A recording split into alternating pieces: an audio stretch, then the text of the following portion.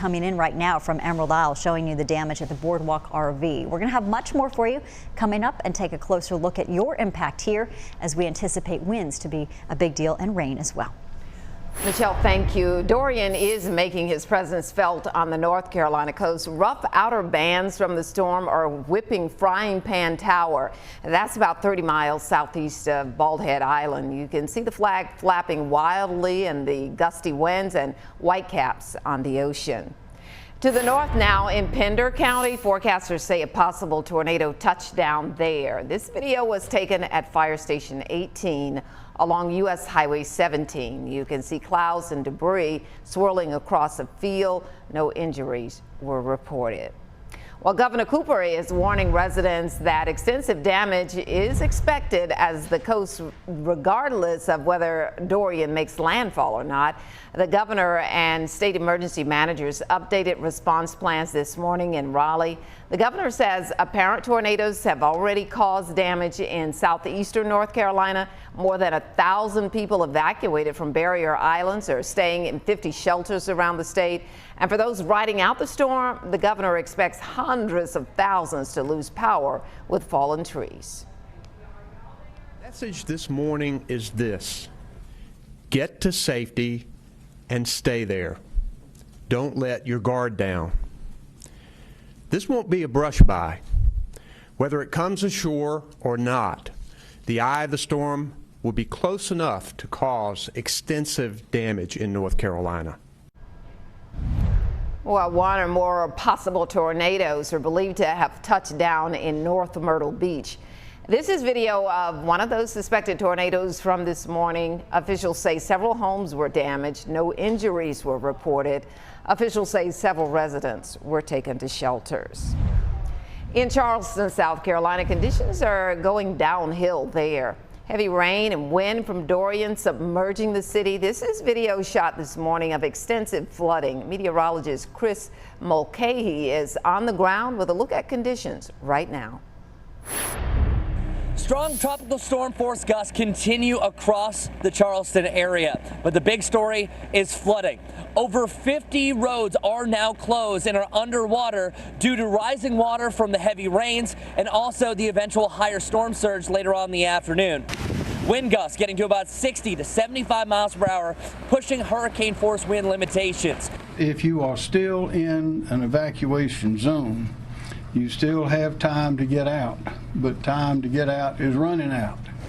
Wind gusts will continue to pelt the area, heading well through the afternoon. But I'm so proud of our citizens. They're mostly staying inside and staying put, and they need to continue to do so until this storm passes. But we're not through this yet. They're predicting another 10 inches of rain. I hope we don't get that much. Dorian is still off the coast, just down to the southeast, so the winds could get a little bit stronger, the rain could get a little bit heavier, and the big story is going to be the high tide at 2:01.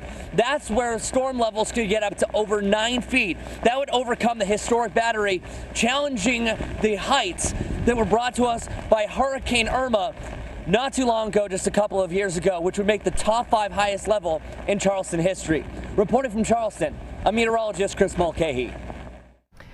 Oh, Hilton Head Island in South Carolina is also getting pounded by Dorian. We get more now from Sharon Johnson.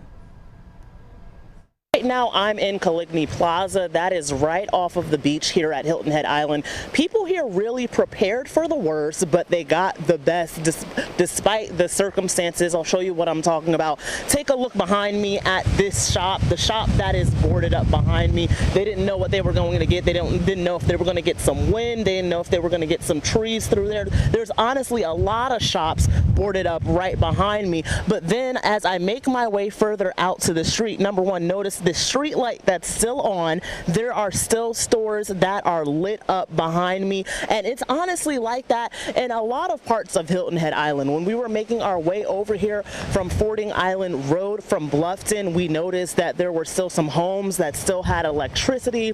There were a lot of homes that still had power. And as far as the flooding goes, you know, we are in a part where you're going to see the flood waters rise up a little bit, but we noticed that even there were some docks where the waters didn't even topple over the docks yet.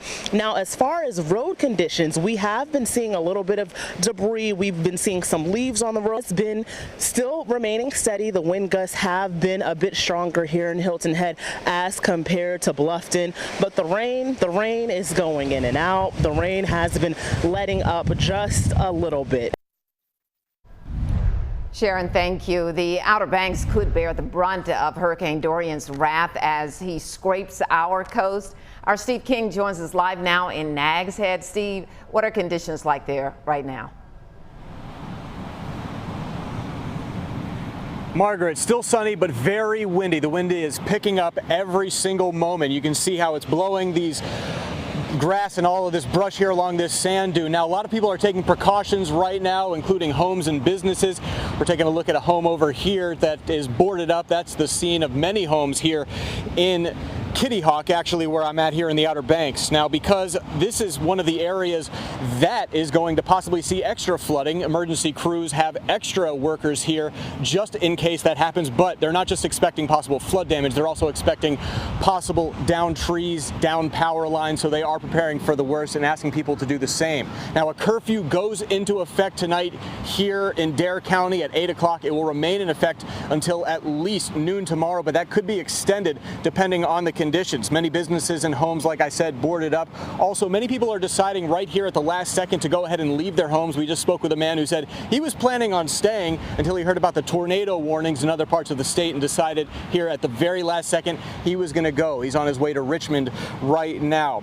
Now, also, EMS leaders are keeping an eye on roadways like Highway 12 because those tend to flood when there is just a rain event anyway. So with this hurricane on the way, they are having extra crews stand by in case that roadway does flood over. Highway 12 is one of the only places in and out, the only place in and out for some communities here in the Outer Banks. But for now, reporting live from Kitty Hawk, Steve King, WXII 12 News. All right, thank you so much, Steve. We appreciate it. Well, the devastation inflicted by Hurricane Dorian during its day-and-a-half mauling of the Bahamas is coming into focus this afternoon. At least 20 deaths have been confirmed in the island nation, and that number is likely to go up. The 185-mile-an-hour winds and floodwaters tore most homes down to their bare bones. The U.S. Coast Guard and Britain's Royal Navy are taking part in rescue efforts. Stephen Roll rushed to a clinic in Marsh Harbor for shelter after his roof started to tear away at the height of the storm, 3 days before he was rescued.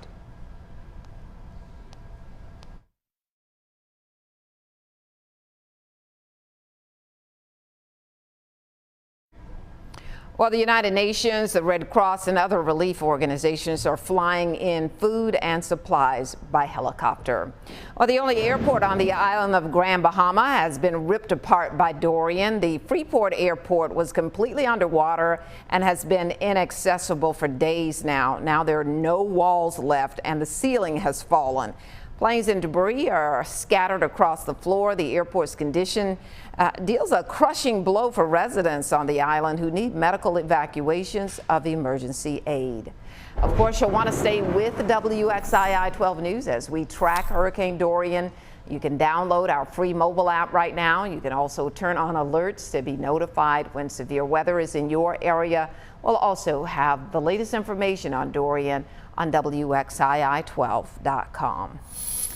Well, team coverage of Hurricane Dorian continues throughout the newscast. A live look at Frying Pan Tower, which is getting pummeled right now. Up next, how the Triad is lending a helping hand to people in eastern North Carolina as Dorian arrives.